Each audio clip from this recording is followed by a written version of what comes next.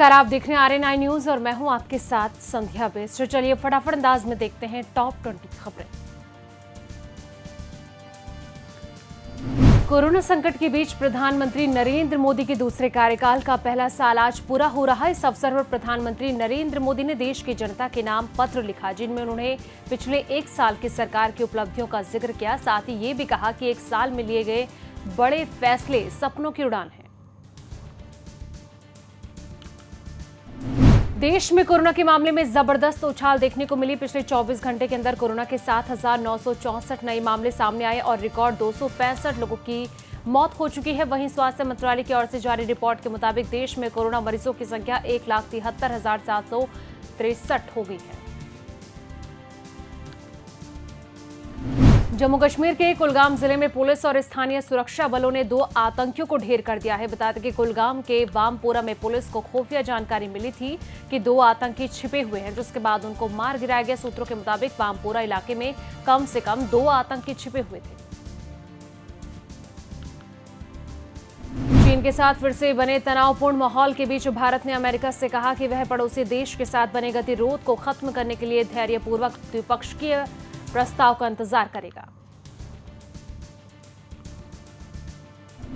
लखनऊ के KGMU में corona के 1,216 सैंपलों की जांच हुई। 1,216 सैंपलों की जांच में 31 केस पॉजिटिव मिले। मुरादाबाद के 8, बाराबंकी के 3 केस मिले हैं, जहां कानपुर में 4, सुल्तानपुर और कन्नौज में 1-1 केस पॉजिटिव मिले।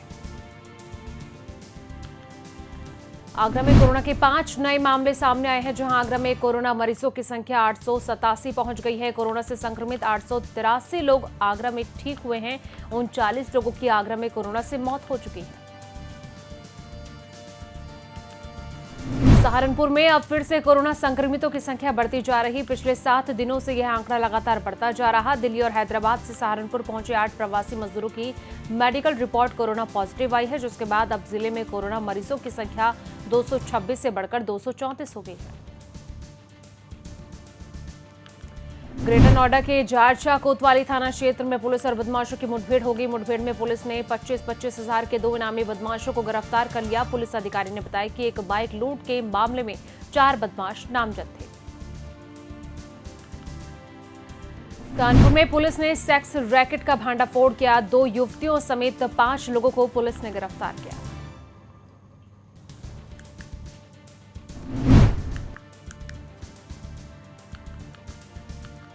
आगरा में आंधी तूफान ने ताज नगरी में तबाही मचा दी है, जहां तेज आंधी में कच्चे मकान धराशायी हुए। बता दें कि आंधी में सैकड़ों पेड़, कई रास्ते बंद हुए। ये वही सड़कें हैं जिसको स्मार्ट सिटी कहा जाता है।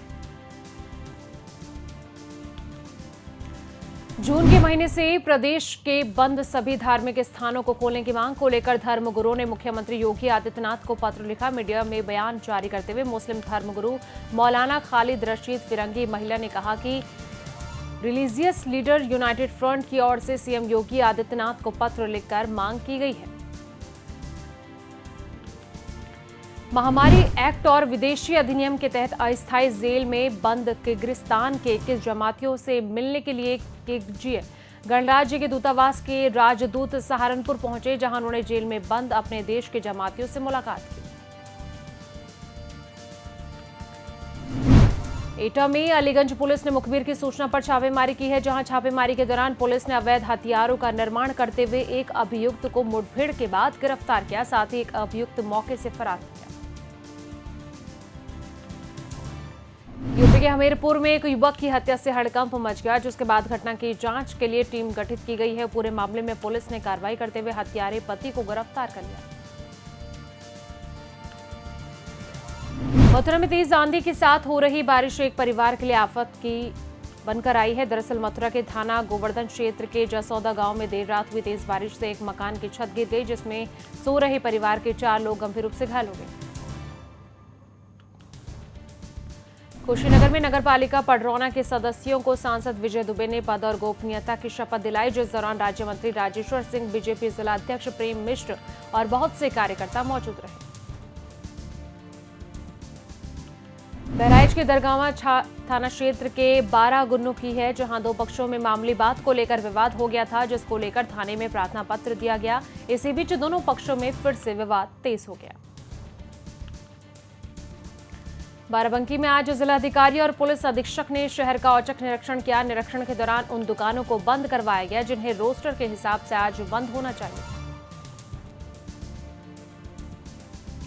सहारनपुर में डंपर की चपेट में आने से महिला की मौत हो गई, जहां ये पूरा वाकया पास में लगे सीसीटीवी कैमरे में कैद हो गया। बाइक पर पीछे बैठी महिला डंपर की चपेट में आ गई, जहां हादसे में मौके पर ही महिला की दर्दनाक मौत हो गई।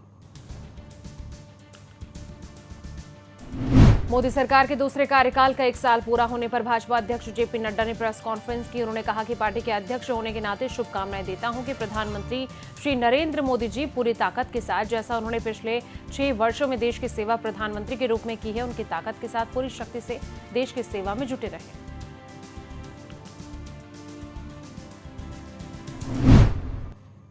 टॉप 20 खबरों में फिलहाल इतना ही, लेकिन बाकी तमाम खबरों के लिए देखते रहिए RNI न्यूज।